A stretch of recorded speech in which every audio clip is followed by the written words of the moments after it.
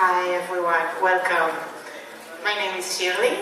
I'm the Director of Public Programs here at the American Jewish Historical Society. We're one of 5 different partner organizations that are housed in this building at the Center for Jewish History. And I'm very glad to say this is the first kind of site-specific art show that's happening in the center here that we've curated. So it's a very happy occasion and event. And I hope this is only the beginning and that so many other installations / interventions are gonna come here and join us. So a little bit about us, the American Jewish Historical Society. We're actually the oldest and biggest archive of American Jewish history in the US. So we were founded in 1892, so that's a while ago. And we're home to more than 30 million manuscripts, documents, photographs. A lot of them are digitized, so you can go online and see them. And we also run programs here.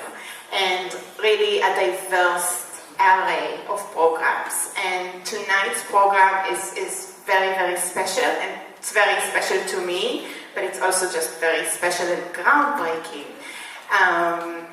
And I want to start with the thank yous because it's such a special occasion. So first of all, I want to thank the poets you're going to hear from today.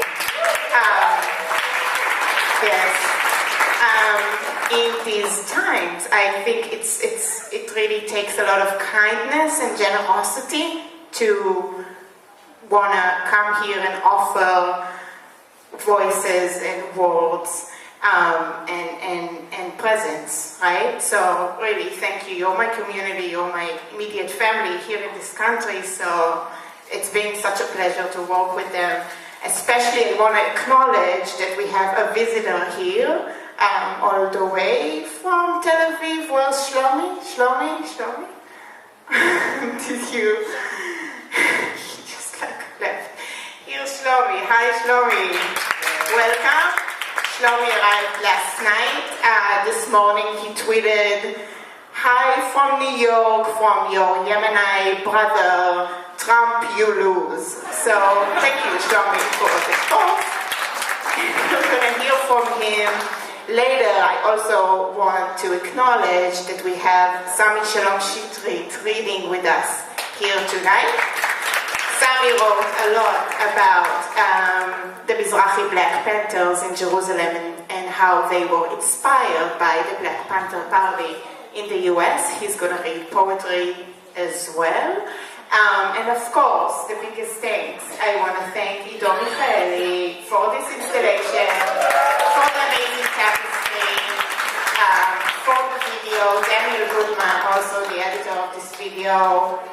Last and not least, thank you, Rachel, that's my boss. She is a visionary woman for letting me do this work. One final word, I want to extend from here a lot of love and support to all the people that are protesting outside now. There's a Yemeni business strike, so I really want to extend love and support to our Muslim sisters and brothers, especially as descendants of Jews from Muslim countries.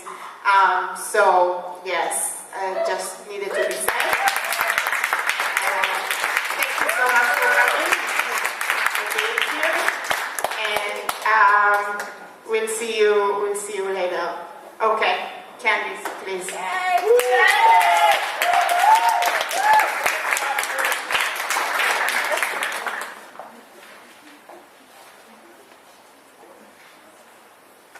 Hello, nice to see all of you. Thank you so much for coming. I'm going to start with a poem about Crown Heights. Crown Heights. She pulls the curtain back and light engulfs her pre-war home. The sun illuminates the parquetry and lines of lacquered oak around the walls. The kettle boils. She grinds the coffee beans and weighs the grounds. She drinks her coffee while she reads the Times. She puts her pipple into coat and boots. They do their morning routine, heading west on Crown to Rogers, turning right and buying sweets near President, going east to Nostrand, and walking back to Crown. She walks the heart of Crown Heights. She walks the ghost perimeter of Crow Hill Castle, named after murders of crows that flock to trees atop the hill, or darkies lined up on the hill like crows, or the luring inmates dressed in crow black. She's never heard of this Crow Hill because the county tore it down and built Crown Heights. The county built and ran the castle too. The walls were 30 feet high and made of stone. 8 turrets enclosed 5 acres. Women were jailed with infants in their cells. The men were forced to dig the city roads. The women stitched. They sewed 15,000 leather shoes per day. The Sabbath sermon would ring from chapel under sobs and screams of men and women whipped with frayed cowhide. The inmates starved or had to eat the bad food, rancid butter, rotted fish, and meat. That was then. Now, a CrossFit gym is named Crow Hill, and there's a coffee shop that's called Colina Cuervo. She likes the croissants. Thank you.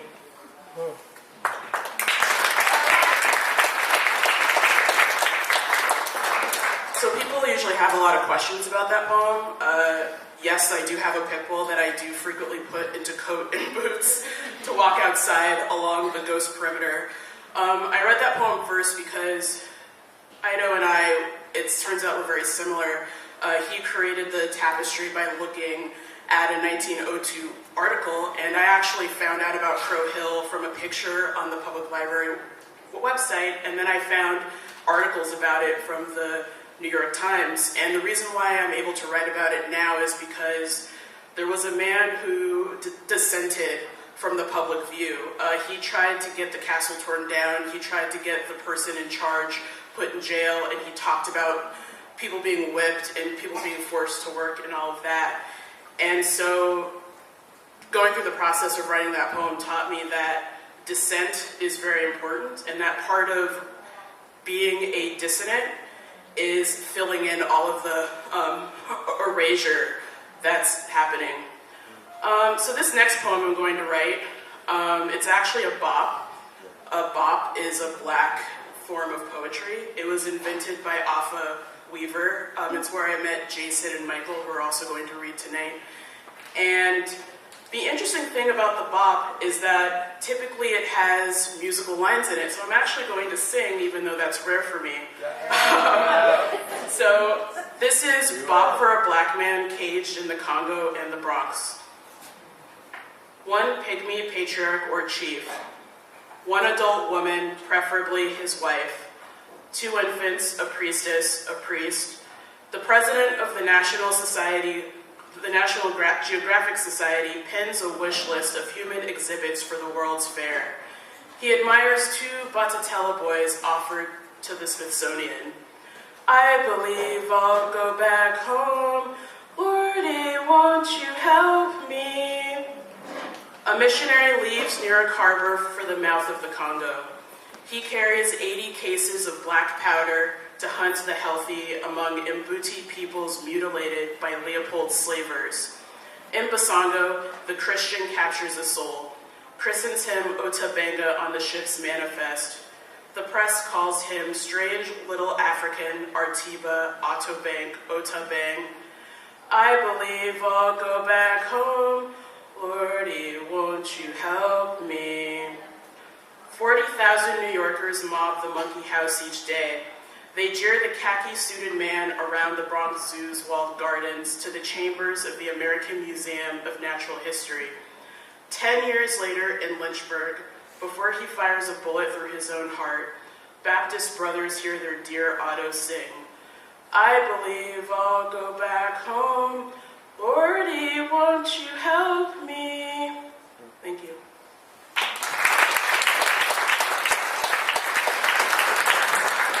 So for my last poem, I actually took the article that the tapestry is based on. It's called Panther Gets Loose from the Bronx Zoo, and I did an erasure poem. Panther gets loose, gnaws his way from cage. Keepers with net, ropes, and chains spread terror in the neighborhood for miles around. A hunting party. Platoons of police from 3 police stations doing whatever mischief. The panther is a young male, is a fine specimen of the tribe, being 18. Folks could hardly believe an animal could be so active.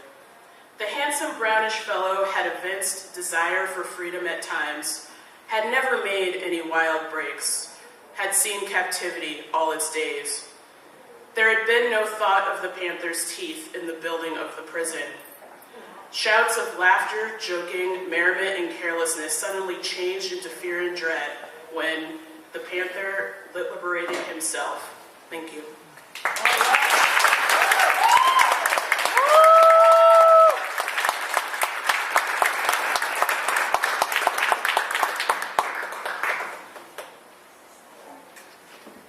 Hi, I'm Maryam Parhizkar. I'm going to read. I'm going to read 3 poems. The first 2 are specifically for immigrants and refugees, and they wrote them long before this happened, but they feel very prescient. The first is called "For I Know Not What I Do." Praise the anonymity, the strangeness, anomalous weather patterns, uneasing, a day to day, what dazzles, what deteriorates. Broken skin, oil burns, dark roads home, a wavering radio, this good life, empty storefronts, the shuddering street.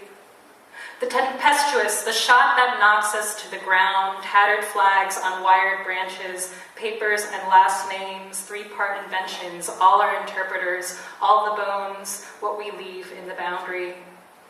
Christian brothers on the signal are sleepwalk together on tongues, taking in before what is before us, invert atrocity, Armageddon into self-shattering. And all the beach dogs we remember making the end of the world their home. Equatorial balance on the plain, charcoal we left in the sand, what we made, the edge of the water, all the light, the world burning, burning. How lonely sits the place once filled with people I had loved. How the extremities come to when I think of it. It was a little bit intense.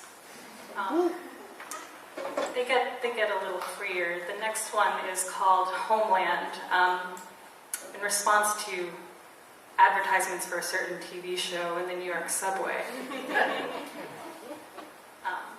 So, invention, Homeland. I see the writer turning in a tide of faceless wolves, a version of the story where she is caught, eaten, slaughters the animal from within its belly. Here she knows what she is doing. I make a variation, indiscriminate, the women thinking of their destinations, pass each other on the street.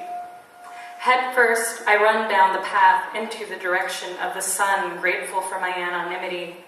When I am not a woman, I am a creature ramming its head against the wall to signal hunger. In my sincere melodrama, I am dying from something scratching at my organs. From the body of a man, Clarice says every day spent living is a day away from death. Not that I wish for death, but wonder of the possibilities that come after. Specificities of the matter do not explain, but make extrapolations. From the station, David wanted to know if it is so bad that he thinks of us as just another animal. He says, every day I look at the mirror and see a washed-up, hairless beast not knowing his own terror. As we waited to leave, the man against the wall played music to tell us that he was hungry. In the dream, I made a fallback plan for something that I cannot recall.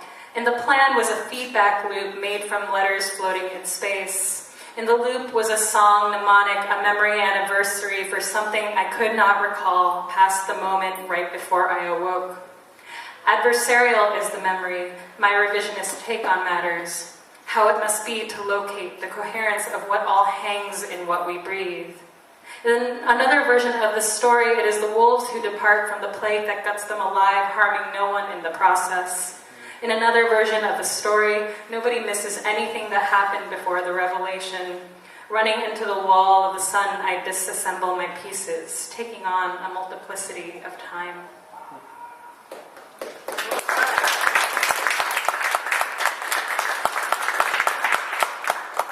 So the next and last poem that I'm going to read is the response to Ido's piece, and I want to thank the staff here and Shirley in particular for extending the invitation, and for Ido, of course, for making this, crafting something out of this story for me to respond to. So I've been writing a lot of newer poems lately on the relationship between light and dark, and this kind of fell into that series. And it's called, at least for now, it's called Renegade. Under an insomnia moonshine, as we collectively unravel, I think of you, your reflective stableness beneath it in night, displaced, unattainable, even as they tried to keep you, turn you into profit. You are more like a holy ghost, too fast, too full of vibration. They thought their savior was something luminous, a unicorn pureness, while your darkness became something to be restrained, rendered into opposition. I admire you, not made of light, but capable of bending its illusion, of breaking brazen through bars out into a sun, touching your back for all the world to see. See that you were not made to be impaled, not made to be captured, not made to be martyred, to just be, to leap into water. What did you tell the souls of the other side when you completed your crossing of that which, like you, is able to throw back light unto itself, like you knowing that light is nothing without this gesture, a quick interlude to make sea change? Did you tell them, the spirits you now haunt alongside, about all the riches, about how light made the bars shine? Did you tell them about how coins shone from the artificial lakes of the menagerie? Did you tell them how they trapped you through their glimmer of metal with provisional temptations? Did you tell them how your captors bore silver and gold, that which was sold for your living? Did you tell them about oil with which you shared tone and flare, that which was wanted for taming? And then you, with the power of light, how you cast yourself from their temple, made them see what you were. They who knew they would never catch you in nighttime, for they were afraid without the light, that which they did not earn, that which they believed had forgiven them, that which you took back, a glimmering wildness that you took back at dark. Your relatives now cohabit in my home, watch me in my sleepless meditation. Elusive, their eyes glow in the afterglow between apparency and question, slowly opening and closing in red, green, and all the unnameable hues I cannot know in them. There shines in the dark held towards me without a limb for grasping. Thank you.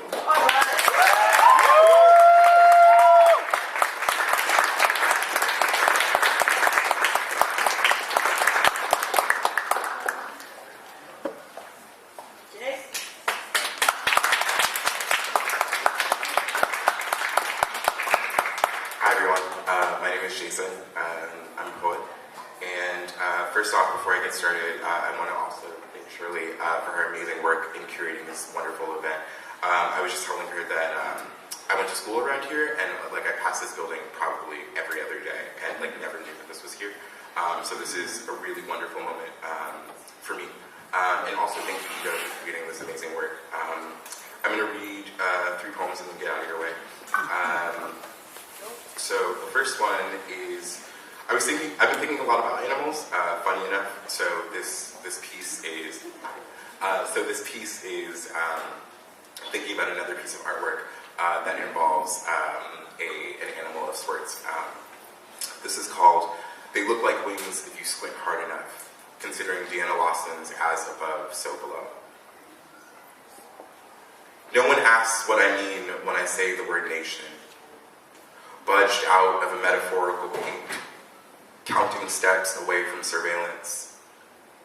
Anarchy isn't without its notions of assent. Neither is anxiety. The more precise matter of heads locked off before new crowns.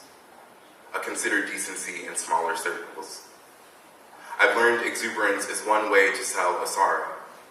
The other, give the poem what I do in the dark. Ravenous with decision and revisionist by nature. To what degree do I become?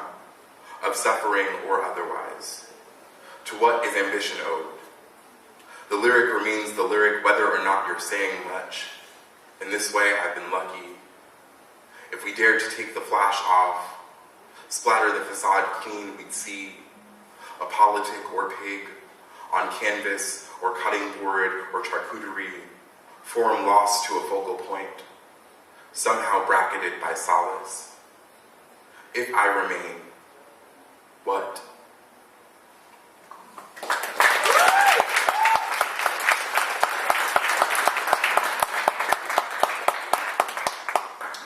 So this is a poem in response to Ido's piece, which is beautiful if you haven't checked it out. It's right around the corner. So I was looking up, I was trying to find entry points into writing about this work, and I like do a lot with like etymology, so I just did that first. And so pan means all, right? It comes from a Greek root, pan is all, and then ter or there is prey. So it basically means, right, all prey. So like the panther eats everything, it's the predator of all things. So this is based off of, this title flips a Wangechi Mutu piece title, and it's called The Logic of Eating Everything. Because contradiction keeps me in pursuit of an avant-garde. Because I asked for intuition and was gifted the following: 3-second statements, 3 car garages, emotional violence, all looking like attempts at ownership. Because family reigned supreme as the first lie. Because yes, I was too cute to graze. Because I kept inventory of every firm hand, stayed indigenous to consequence, trusted a culture and lost time for full stops. Because nothing about perception is for the kid's sake. An honest utterance arrives, feels unrealistic.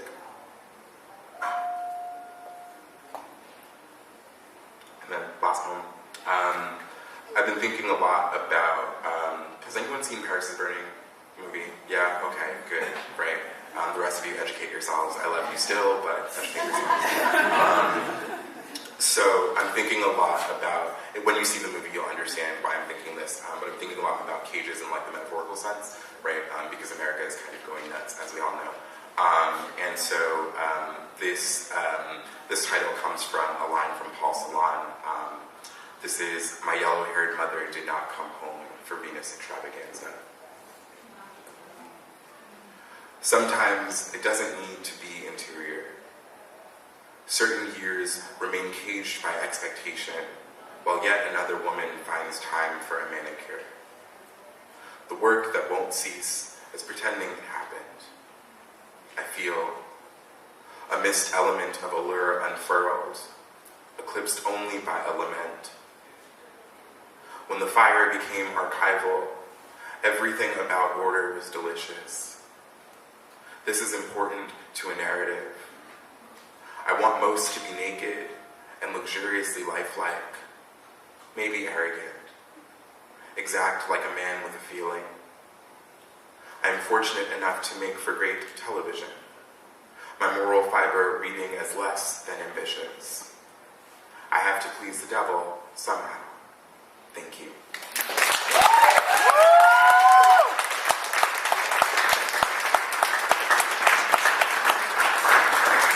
Hello. I want to thank Rachel as well for her vision, and Ido for his creation, and Shirley for including me, and all the other poets. This is so exciting.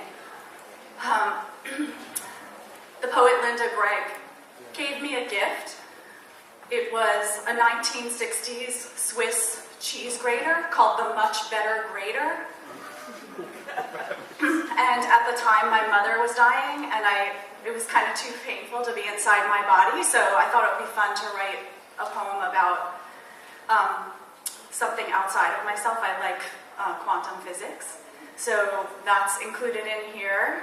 And I also thought it would be fun to include the words much better and greater in a poem as many times as possible without people noticing. And it was before greater became bad. The much better greater. Odds are you own a juicer, or something better than sweep. Knockout, great. Or maybe you're a do-it-yourself punk with a sick bike and you've learned how to run very fast in combat boots, a much better solution than skateboarding on ice. We are moving. Time is happening. So you're going to do 4 things at once? Is that much better? Greater? The universe is expanding, and someday everything you see will disappear along with your old extended plays, and the night sky will go almost completely dark.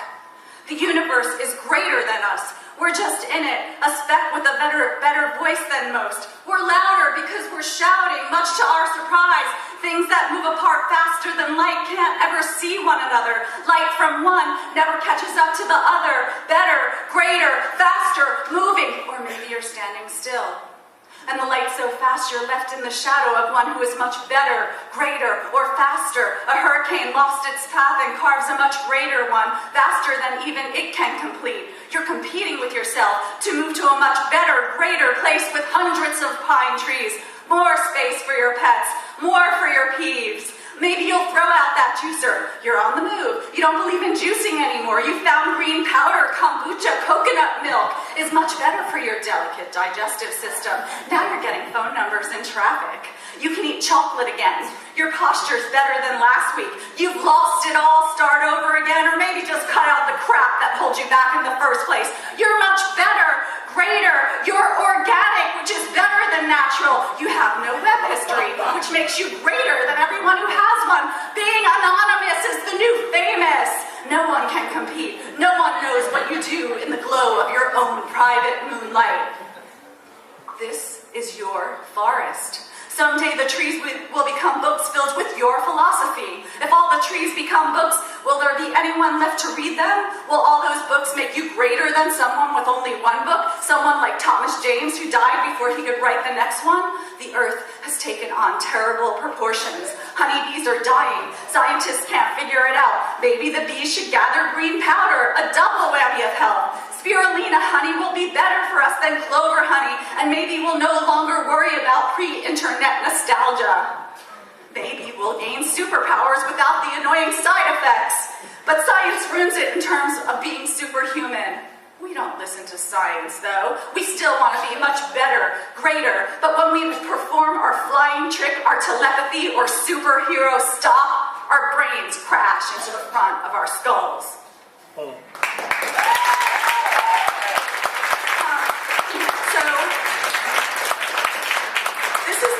The life cycle of the universe. Scientists have actually played it out. And I think the doomsday clock just clicked closer to 12 a couple weeks ago. And also in Grand Central, they painted the ceiling, the constellation on the ceiling, it's backwards. That's not, if you look up, it's not actually what our world looks like.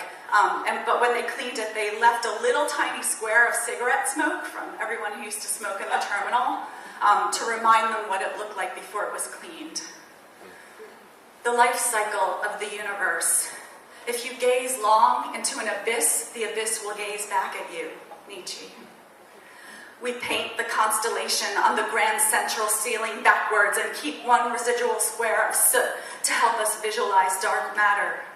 The data dump ends up in a big swirled heap. Surveillance video captures a different sort of same. At night, the train becomes a bedroom for sundowners while they migrate to their next version. Information refineries infuse communities with tiny habits, ensuring that one person's stuck moment is another person's roadmap. We use trails of digital exhaust to create patterns. We're helping the planet develop a nervous system. Radar clouds track where people live before they go to jail. 50% of the photographs of the entire human race were taken within the last 6 months. Every electronic device has an electrical signature. When we pet our tablets, we understand the material world in a new way. If you don't design your information, we will design it for you. The map of Brooklyn is formed by social earthquakes. Medieval architecture was created for walking. We don't have time to drive cross-country alphabetically. We put together an anti-aging armamentarium that includes a couch facing the Atlantic Ocean. We invent products that indicate an inner glow, yet the radiance is disposable. We changed the spelling of our names until they were a series of passwords, which became sentences that we repeated as a mantra. The language we use generates the structures we build. What is born digital stays digital. We're only interested in reading the volume before the first volume, volume 0. Inspections, maintenance, and repairs are done off-body so the needles won't stitch our thoughts together. We're nostalgic for old signs and GIFs, even if they are a substitute for gravity. We like recreation, not parks. We buy old postcards at flea markets and remail them to their original addresses. We watch you glassed up and plugged in and have a conversation about what's next.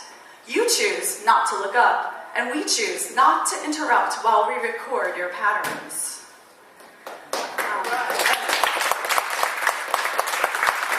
And I also have 3 poems, because 3 is a magic number. So this is inspired by the piece and also by information and too much information and all the things that are happening. The title is A View from Nowhere, and a view from nowhere is what a journalist is supposed to be doing when he's writing something. And as we know, there are alternate views. It's a new day, fake news, fake food, fake face. The more you read something negatively, the more the negative becomes true. Carbon emissions, we call it pollution, corporations call it shut the fuck up.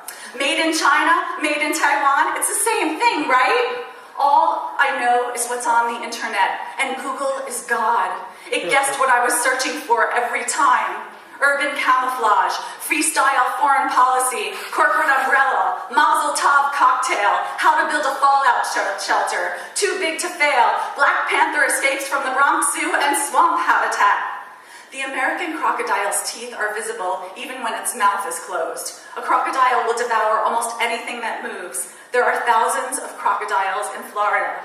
Black cats are descended from Black Panthers. Black shelter cats are 33% less likely to be adopted than cats of other colors, except on Halloween. And the black cats are the highest percentage to be euthanized. But percentages and numbers don't have any meaning, especially when a few $1 billion buys you plenty of political persuasion. Black is the color of life. Black soil is nutrient rich. Black is beautiful. It's okay to see color. It's how we treat color that counts. Where is that escaped Black Panther? Where are the rainbow panthers? Where is the pink panther when we need him? What is the antonym of vulgarity? Shock events don't help us understand anything. Black panthers are really jaguars or leopards, and American crocodiles are dangerous. No one gave us a list of survival tactics, but we know what it feels like to be abused by the people who are supposed to be protecting us. Thanks.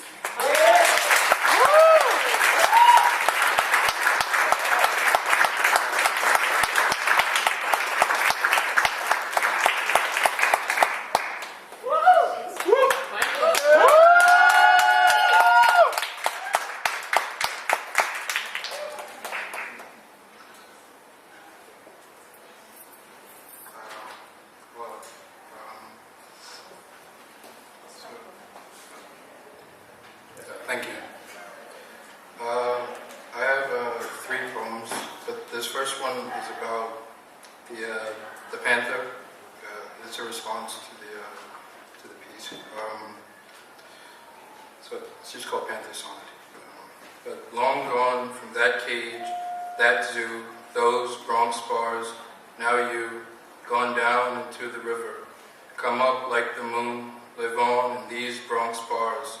Like you, part black, part panther, partly sung by lungs laid neath these black streets, speaking, hyping up like that one nigga who stand back roaring, like some live standard calling, like Nat Ben hype dudes from the dust, got martyred before Lord God.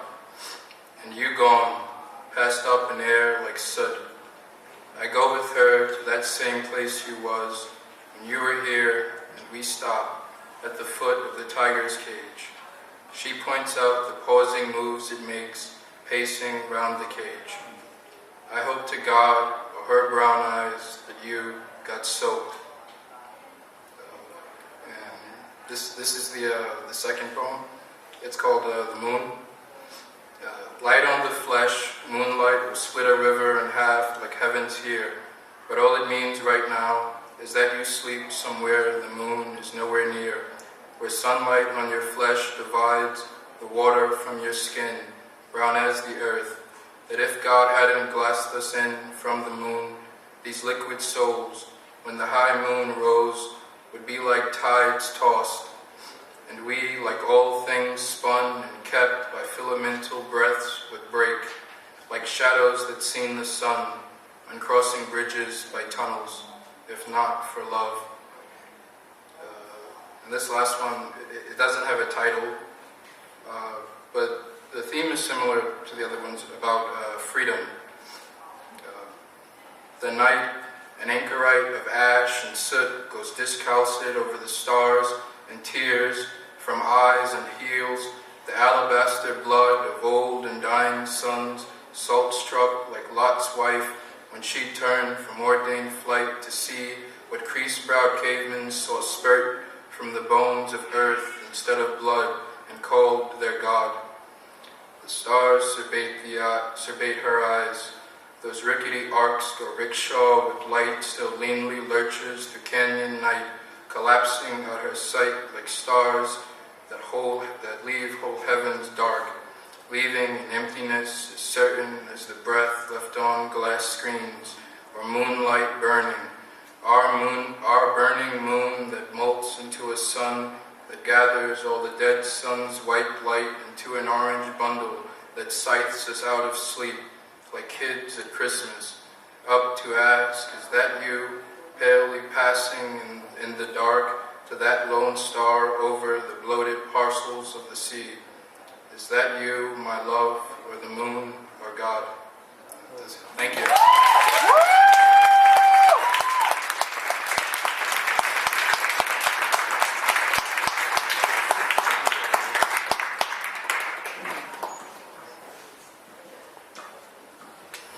I'm Miri. I'm not looking at one of my students who's here and making me so proud that she's here. These are the people that are like in my head with mics, which sounds creepy, but that's what my students are to me. They're awesome. Thank you for coming. I'm not looking at you, but you're awesome. I'm reading a 3-part poem. It's a slight twist to the 3-poem. The first 2 parts I wrote today, so please pardon some minor interruptions. My student, don't tell anyone I cuss in class, please. Just don't tell anyone. Part 1, my middle finger. Would it be easier if I lived out all the wisdom I know? If I found it as possible as blood snowflakes? Would it be easier if I held the fist of nationalism and bent it gutward instead of starting over?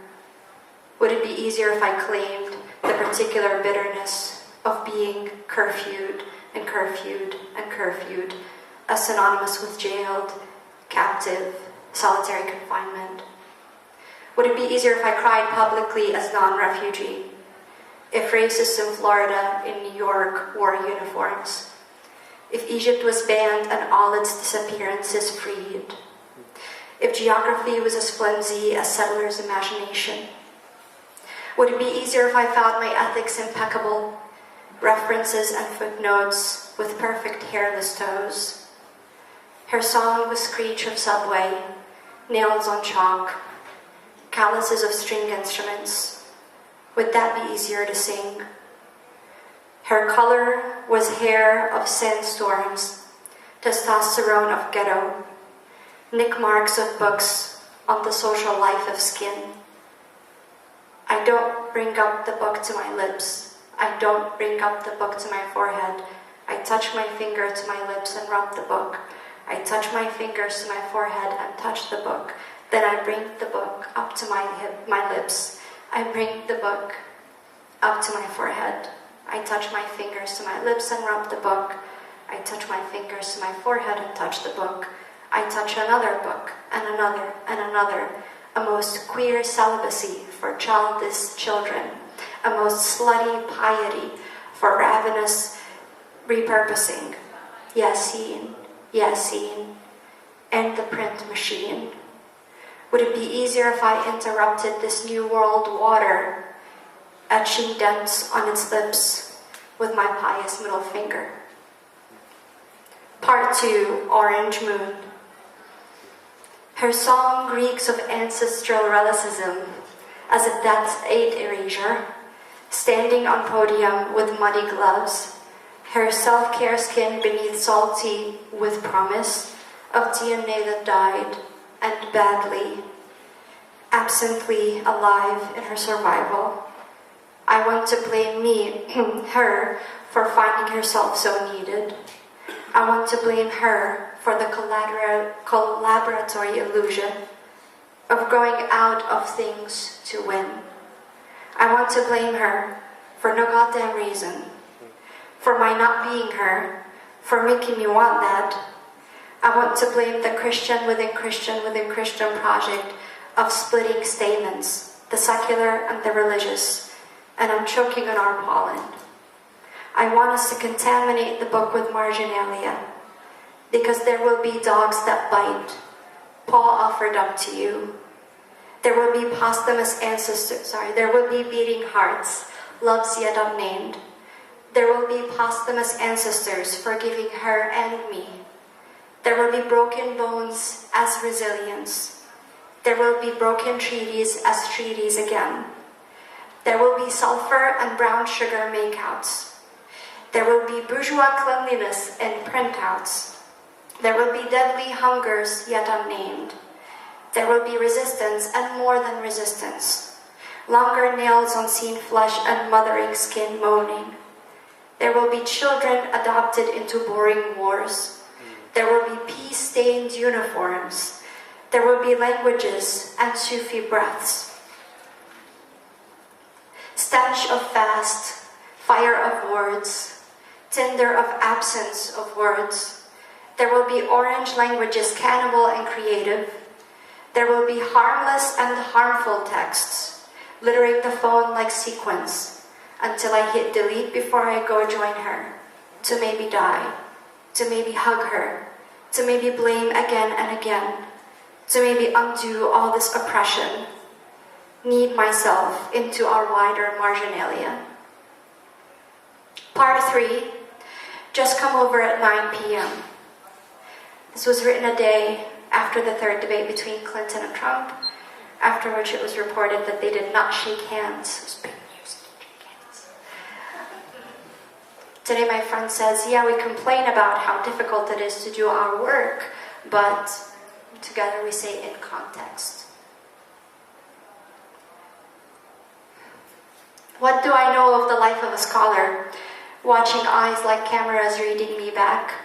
The laundromat TV opens two faces like a book. I can't avoid the perfect hairdos and blue eyes.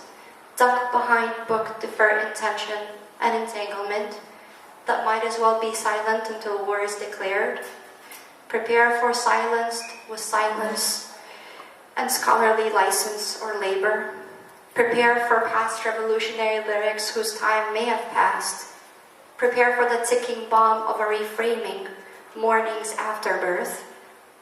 Speaking makes for a scepter of a story. You say Mosul, and all stories are more self than referential. The limits of a body as movement of movements. A moving autopsy, carrying laundry, pampered of bookstores. Fold me neighbors, fold me screen gazers, and spit me out running, book pumping, an exuberant failure, a moving image that thinks, I can help or undo so much. Rabaha, protective edge, pulse, my eyes colonize me. I don't want to see anti-hairdo in the mirror. Survive, the people I disagree with who stretch me. He naming backward all whom he sees backwards, and how many ways can she intersectionally graph a drone? Is this the nasty woman I fall short of becoming, family?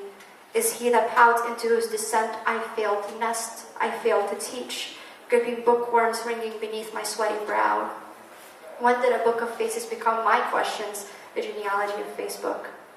Read my anxieties, my IDs out, and my cunts bearded and henna'd, wide open. Are these the limits of the scepter as co-author of its monsters? A mortar just outgrown by a heavier soul or something? A deferred pie in the face, a terrorist wish, a playing card face so unworthy of all the service industry labor. So I leave my desk like two dissenting, bed and iPhone applications too. I forget my wallet to not buy booze. I carry the close reading of a closed book in my left lung. I knock on a neighbor to finally visit a shit neighbor I know and finally watch one of the debates. I watch Blue Eyes with my eternal failure to watch from beneath an Aleppo crack. As if that's something. It silently always is. White suit, red tie, Colbert still funny, beef stew with charred lemons and champagne all over Arabophile queers. A miracle so ridiculously mundane, and for all the wrong reasons.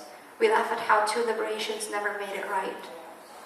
You go to sleep with a silently shattering mirror in the right lung for imagined bodies that dare, don't sleep to bomb, dubstep, don't dare sleep on folded photograph. They didn't shake hands at the end. Thank you.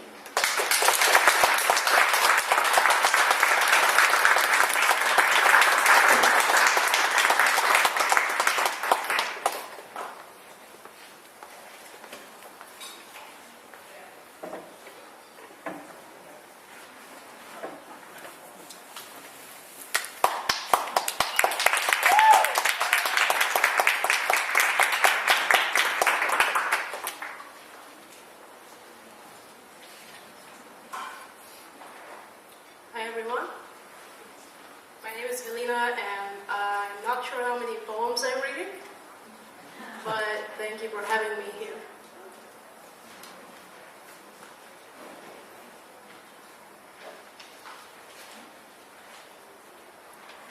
Thoughts in airplane mode.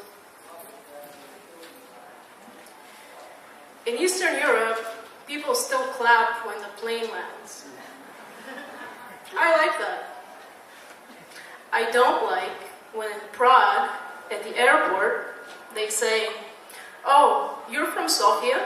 Step over here," so we can ask stupid questions and sound very impressed that in New York you teach college English. When an American writer drops those 4 letters in her book, does she want me to read them as SSS air or CCCP? On the plane from Berlin to New York, loud Americans chirped on my right, chatty Russians flocked on my left. Some things never change. Welcome home, Statue of Liberty emoji.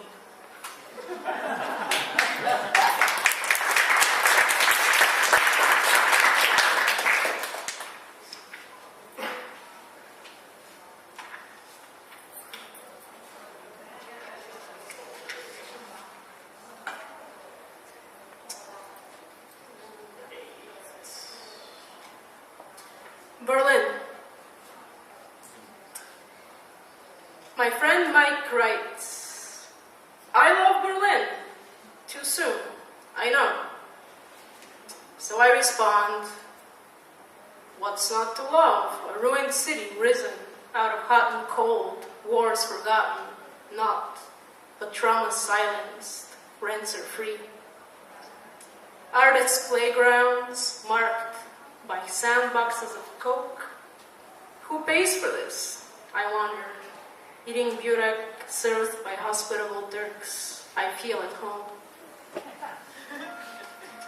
The poem is based on observations from 2012, and some things do change. Rents are no longer free in Berlin.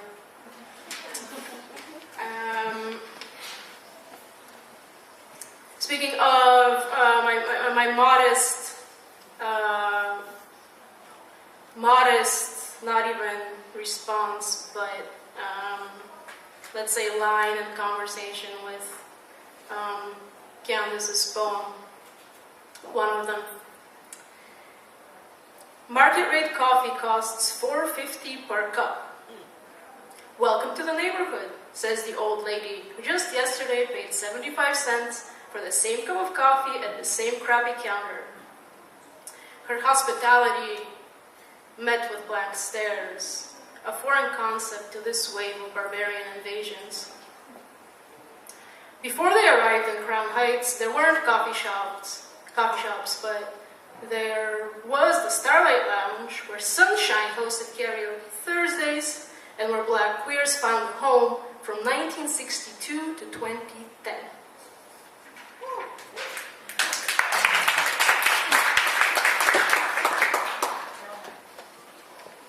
This poem I wrote on August 2nd, 2014, which would have been James Baldwin's 90th birthday. And the night before, I attended a fundraiser where I believe I met the brilliant Mariam Bazeed, who you will hear later. And the fundraiser was for Gaza, given the atrocity / massacre occurring at the time. I laugh at the face that I work with, mistypes my archivist friend. Today is James Baldwin's birthday, and Harlem gives him a street that Columbia took over years ago, but the place still remains, for history can't be erased. Every Renaissance was started by gays, another friend writes. That may be true, but what is a gay, if not a phantom of so-called straight fantasy, embodying transgression of psychical strictures containing the self, thus rejecting the other? Each of us helplessly and forever contains the other, female and male and black and white. James Baldwin reflects at the end of his life, Michael Jackson-like. But what of the brown? A terrorist is called that because he has no state, writes Baldwin in Just Above My Head in 1978. Meanwhile, in 2014, terrorist states continue to bomb and eviscerate that which is left of stateless humanity. Free, free, Palestine, we chant in the streets. We tortured some folks, says our black president. Between folk and ruling camps, the gap widens. Who will fall in? And how much longer can we stand on the precipice? But even self-defending Israelis call it genocide. Complicated indeed, this mass psychopathy. Time, triumphant parade, like armies with banners, will solve all the things, like pain, death, and love, in which Americans do not believe, ascertains Baldwin's Giovanni. Tragically isolated and out of touch, Americans fear Princess Jasmine from Disney. Laughable, yes? I laugh at the face that I work with. How can I not? Thank you, James Baldwin.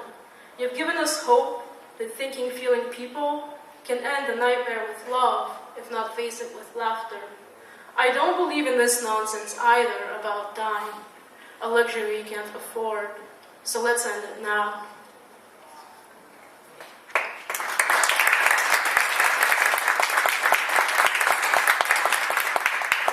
Last poem is called Bounce.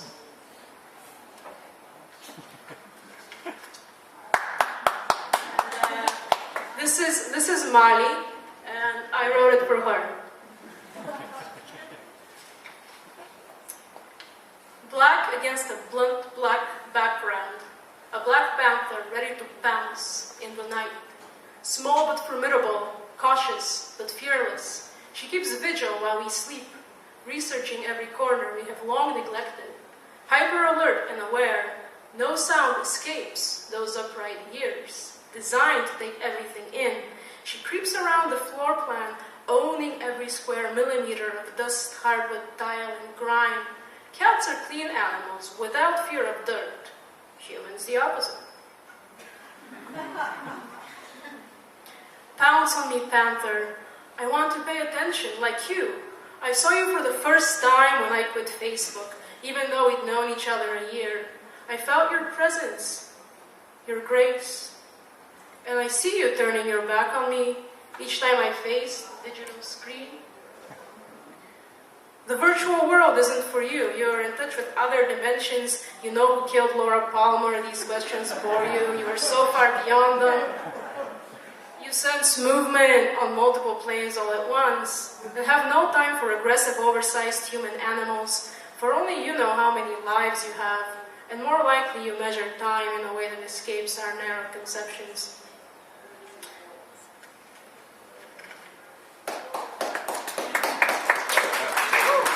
Yeah, you're very kind, but it's not yet finished. In your many gentle moments, you wiggle your ear or blink, ever so subtly, suggesting that I can approach any second now.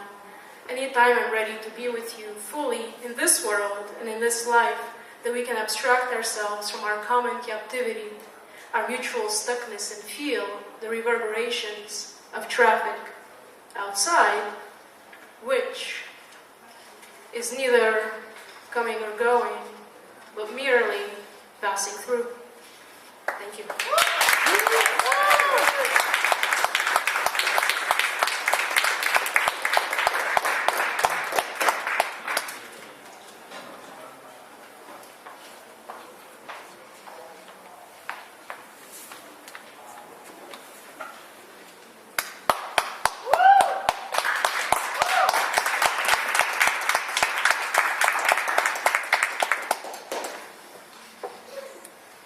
Good evening. Thank you for the invitation. Thank you for being here. So many beautiful and talented poets. It's very exciting. I'm really feeling lonely until I get to airports. So much loving and caring and hugging. But this time it was very easy. It was very weird, but it was very easy. I felt like the airport left me for the first time. And yes, I'm a Yemenite. I was really afraid about this. It was very complicated because each time I get to an airport, I get, someone picked me arbitrarily and checked me and my suitcase and everything. And sometimes it happens in Israel. Sometimes, I guess most of the time it's because of the color, or sometimes because of the last name. And it's affecting Israel, some Mizrahim, I think many few, but there are some who change their last name. And sometimes, I kid you not, they try not to get tanned. Yeah, no, I'm serious. So I wrote this song, this poem. It's called Shining. I choose making love to the sun, giving in to her, allowing her to careness and pervade wherever needed. I choose making love to the sun. And although this color is like a magnet, one pole attracts the police, the other repels the employers.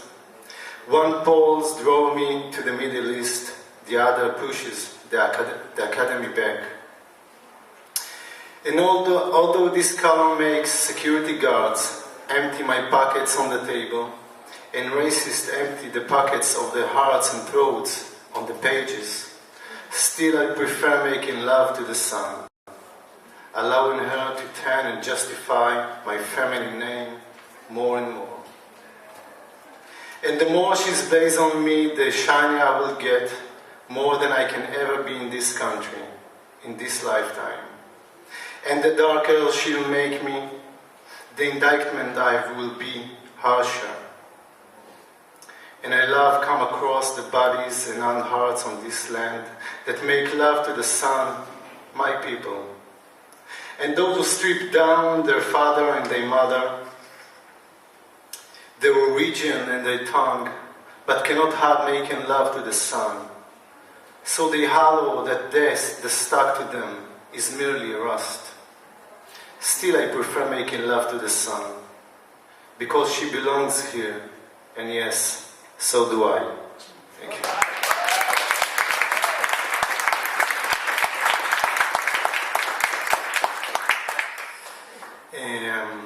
One fact, in Israel you must go to the army. You must, it's a law. And some Mizrahi kids feel like this is the way to the mainstream. This is the way to get their life chance similar to others. But of course it's a lie. So I wrote this poem after a show that interviewed people going to the army and talk about this. Open letter to a small town boy. Don't enlist, that's the rebellion. In any case, you won't gain a thing. All of the promises are reserved for whites, and of all concessions are promised to the children. And anyhow, no right is what your mother tears or hears. What's the use of your hand adjusting to the feel of metal, or your eyes seeing friends through the sun, through the gun sight? And why should you hear your commanders barking? You're better off with professions of love from a girl. Go to the army shrink, tell him about your dreams. He will think you're mad. Go to the doctor, ask him why they only make sure that you're healthy just before sending you to die. Take the 3 years, give them to your heart, a good firing zone. It's the place that blurs the boundaries. Or better, give them to your mind. Take the 3 years to think, study, acquire knowledge. For even if you want to fight and kill, surely you must first discover who exactly your enemy is.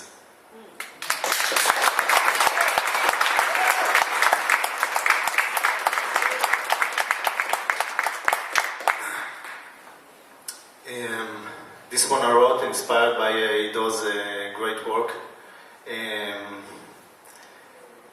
I look at this panther, and of course I was thinking about me, and then thinking about all my brothers and sisters that struggle in Israel to get equal.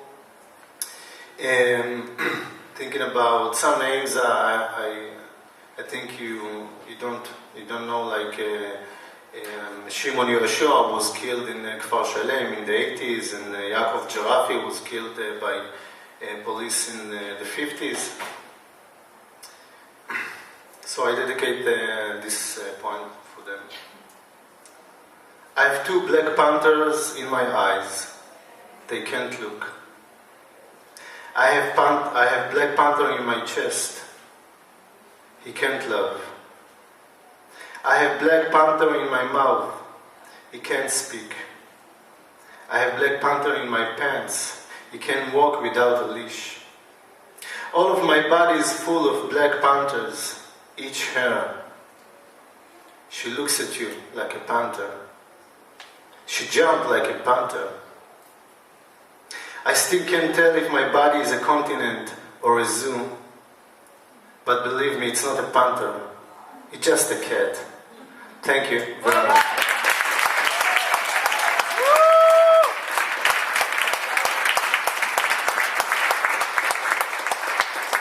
Thank you very much. Join me in welcoming Sami. Sami.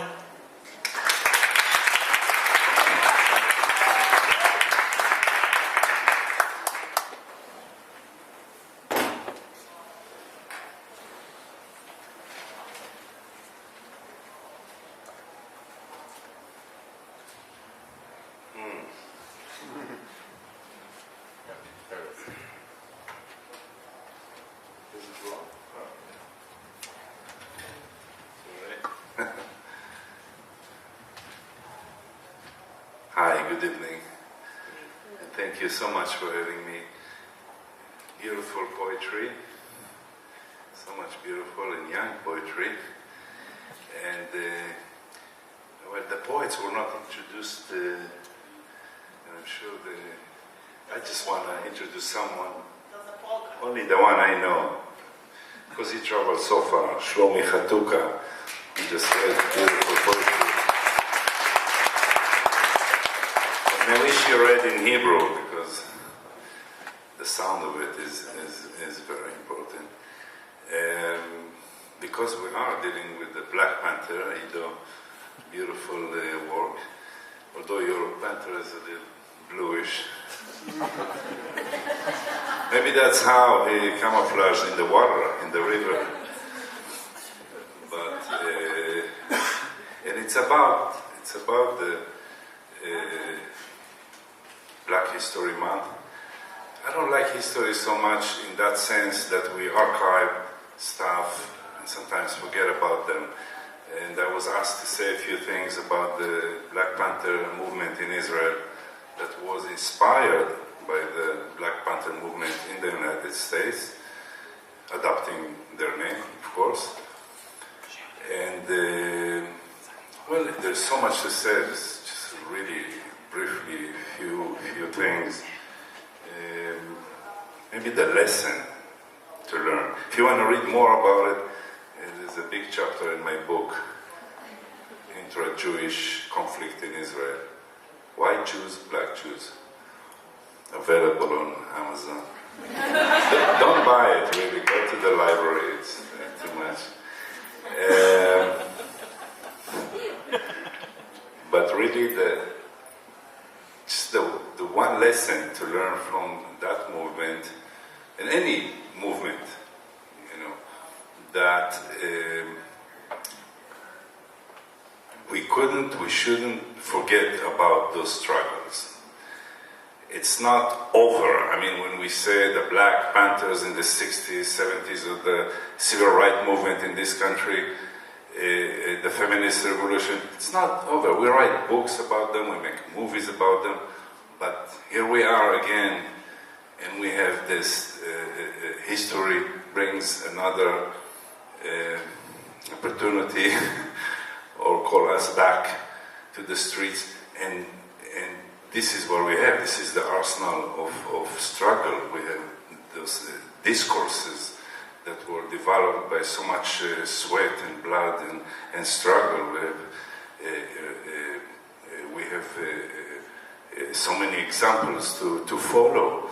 And the universalism of those messages is really the lesson to learn from the Israeli Black Panthers, which I researched, and I wrote a little bit about the American ones as well.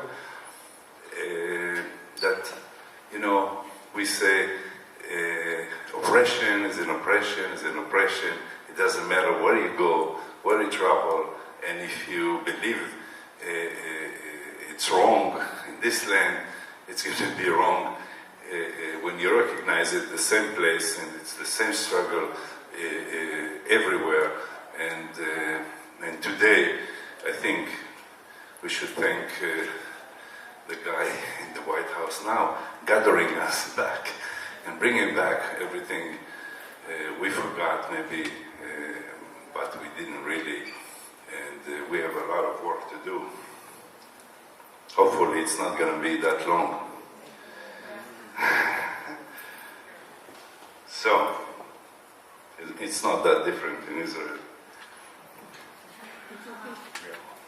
So I want to read, we're going to do something special here. I wrote this poem, which is too long, so we chose 4 parts of it. And I wrote it in Hebrew.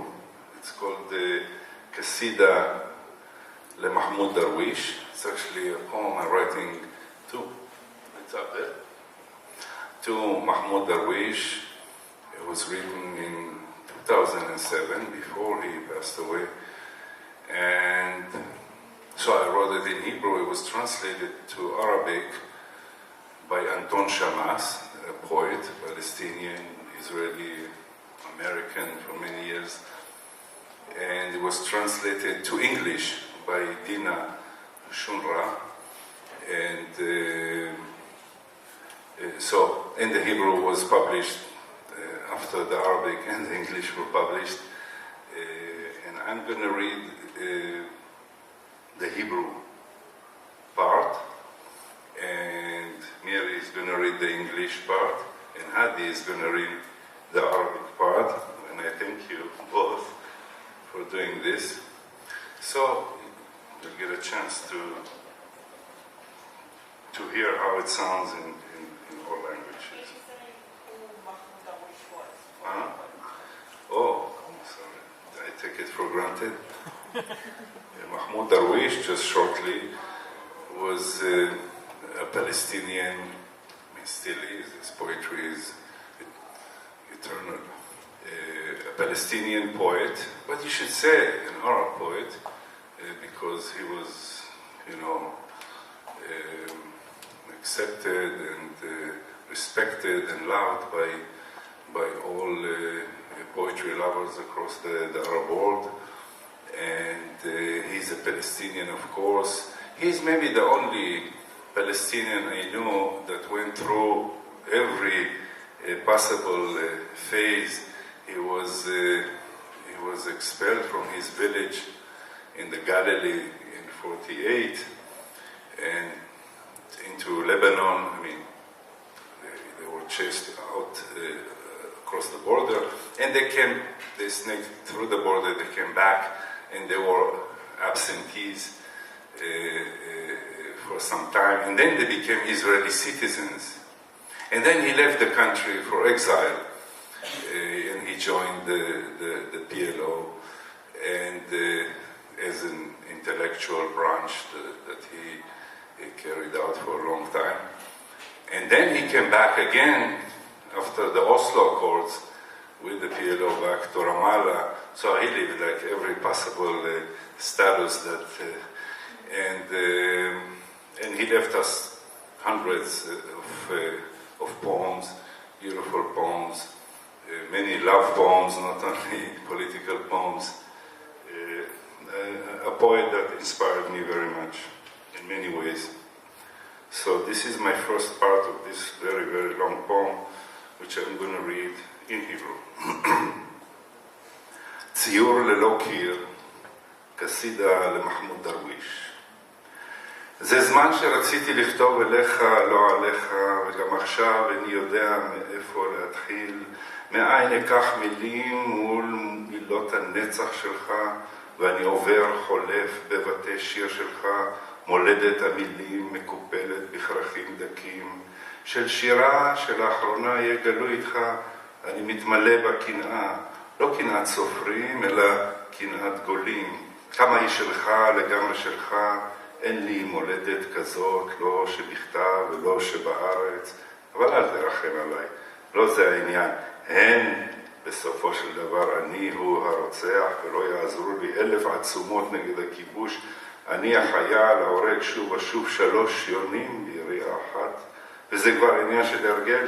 אני יריתי בסוס העזוב לבדו ליד הבית שהפך ביתי החדש, והגפתי את חלונותיו היטב שלא תבוא באדם המיית הנוהים, ואטמתי את שפת הבאר בבטון מזוין היטב שלא אראה ולא אשמע חיים מתוך המים.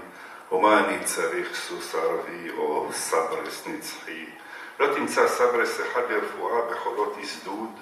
שם בנינו עיר לאנשים שלא שמעו את שמעך, שמך נמחה במרוקאית וברוסית וגם באשדודית, צריך להודות על האמת. עם כל האנדלוסיה, כך עושים אנדלוס באשדוד בינתיים בין יהודים, ועכשיו חוגגים ליובל במוזיאון חדיש מול הים, איפה היה פעם נבי יונס, כפר דייגים, ואין בתערוכה אפילו לא שריד לסוס ערבי בודד, ואין צבר, ומלמדים שם ילדים את ההיסטוריה הקדומה של העיר פלישתית, לא הפלסטינית, כי מוזיאון זה לא פוליטיקה.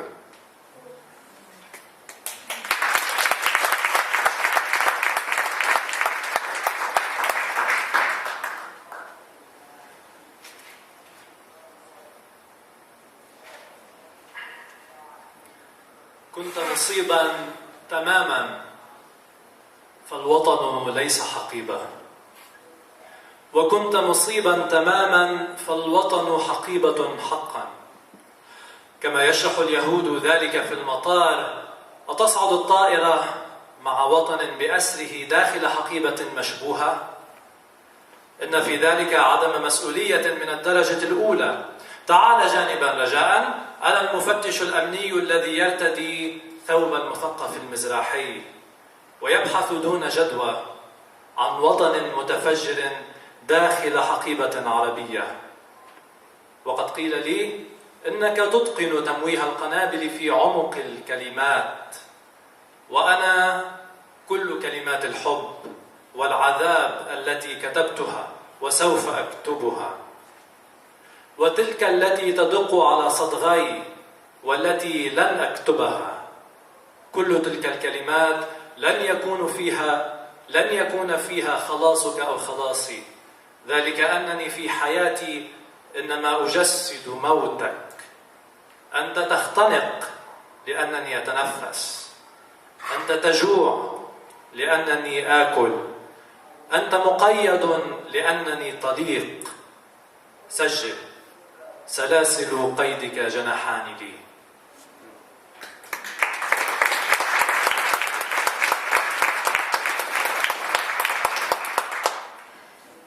The tapestry of my life is Jewish, lies in Arabic embroidery. And it is not that I took your life and made it mine, but rather your life was once your life until King David came from Poland and knocked us both down with just one slingshot. And if we were the eyes of that same Goliath, a single Polish shot did us both in, and we were busy with prayers and storytelling, baking bread and cracking olives, and other time-consuming, mind-sweetening Arab activities of the heart. But the King desired me and raised me up to life, the Elisha, with a single vodka-filled blow, and set me upon you, sent me free and cried, "The Arab is dead. The Arab is dead. Long live the new Jew." Write it down. I was born Jewish out of your death and the death of the Arab in me.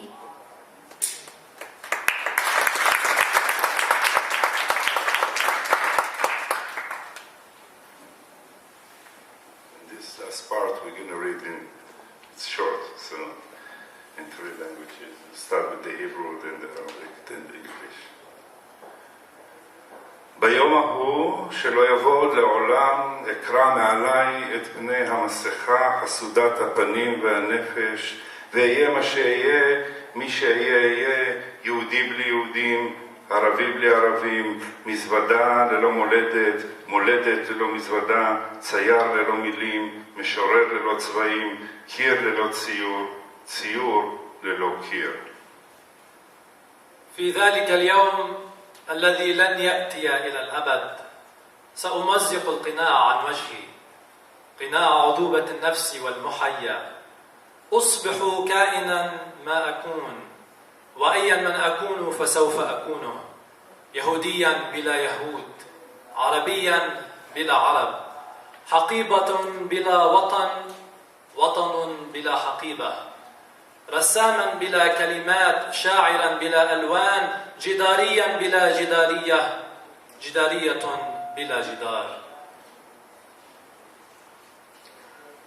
On that day, which will never more come, I will tear the mask off my face, benevolent of countenance and soul, and be who I am, whoever I am, I will be, a Jew with no Jew, a Jew with no Jews, an Arab with no Arabs, a suitcase with no homeland, a homeland with no suitcase, a painter with no words, a poet with no paint, a wall with no mural, a mural with no wall.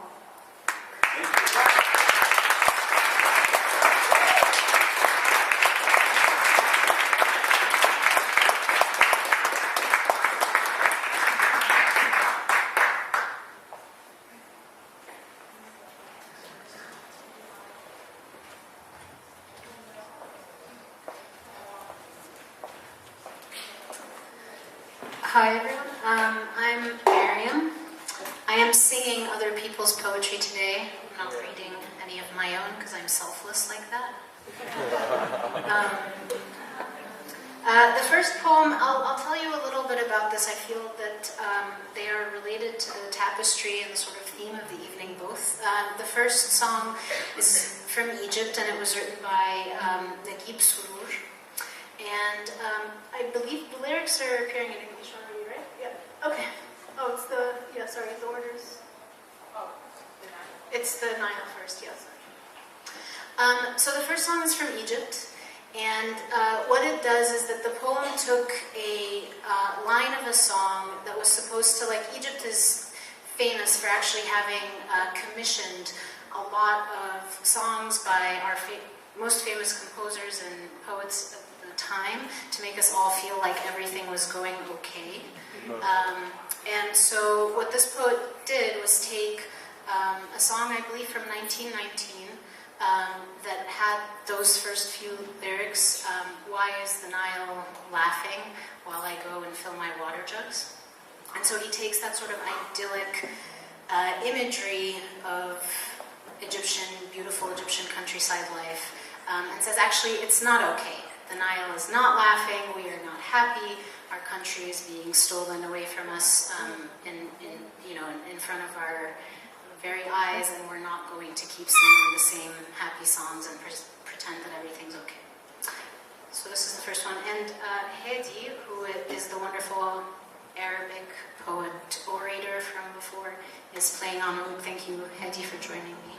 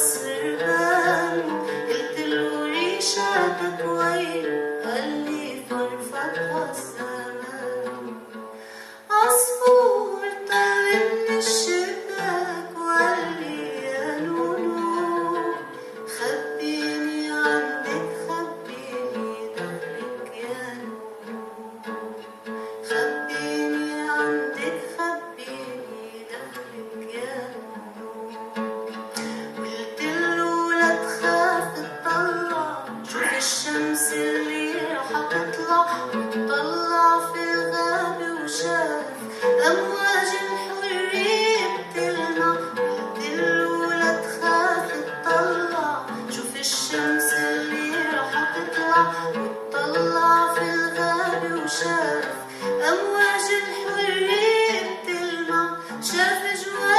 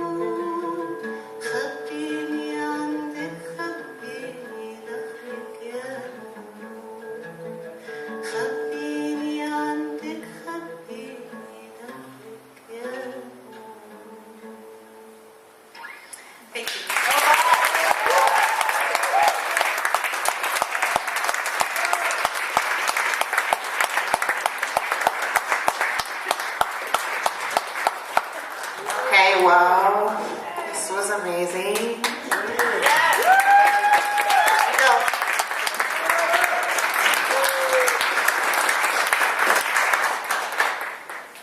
Yay! We did it.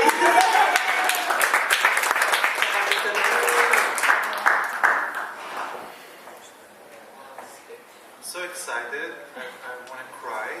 And thank you everyone for coming. Thanks the poets. Thanks Shirley. And Daniel. Thank Daniel. For the video? Yes, actually the video is a collaboration between me and Daniel. It's a mutual piece. And Harry, would you like to say some things? So, Harry appeared. Harry, come on. Harry is our narrator. He's the narrator of the video. So, thank you.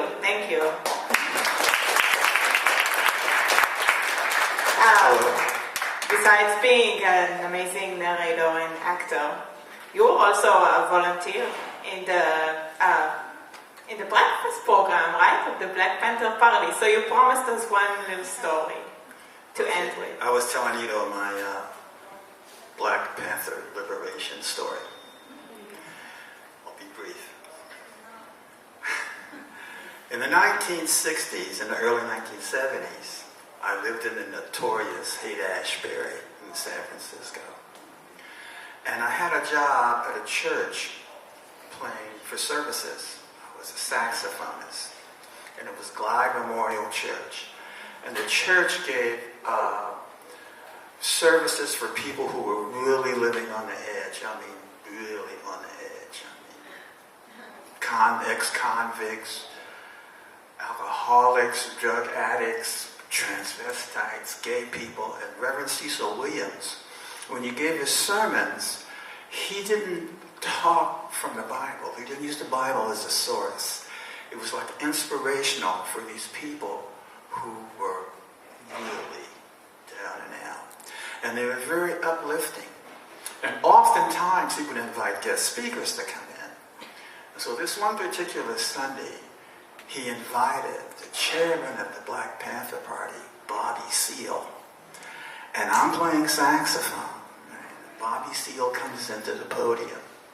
And he's decked. I mean, no leather jacket, no black beret, no bandolero, no shotgun. He's decked. He looked like from Gentleman's Quarterly.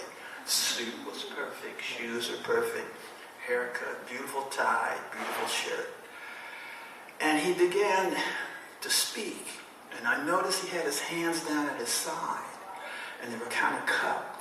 And he was leaning forward like this.